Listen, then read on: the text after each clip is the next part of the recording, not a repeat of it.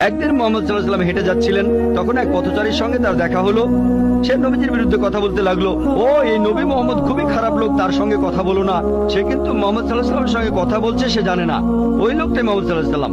সে নবীজির কাছে বলল, পথে হাঁটতে হাঁটতে, নবী মোহাম্মদ খুবই খারাপ লোক, তার কথা শুনো না, তার কথা শুনলে বিপর্যয় হয়ে যাবে, সবার জন্য খারাপ হবে। লোকটা নবীজিকে বলল, তবে আপনি খুব ভালো মানুষ, আর আপনাকে সাবধান করছি, ওই মোহাম্মদ লোকটার কথা শুনবেন না সাল্লাল্লাহু আলাইহি ওয়াসাল্লাম। সে ভণ্ড, নাউজুবিল্লাহ, সে খুব খারাপ মানুষ, নাউজুবিল্লাহ। এরকম আরো অনেক কথা। তবে নবীজিকে বললো, আপনি খুব ভালো মানুষ, আপনি দয়ালু, আপনি পরোপকারী, আপনার নামটা জানতে পারি? নাম শুনে বলল, কি? আপনি কি বললেন? আমি কি ঠিক শুনছি? আপনার নাম মোহাম্মদ সাল্লাল্লাহু আলাইহি ওয়াসাল্লাম? তখন সে বলল, আশহাদু আল্লা ইলাহা ইল্লাল্লাহ ওয়া আশহাদু আন্না মুহাম্মাদুর রাসূলুল্লাহ।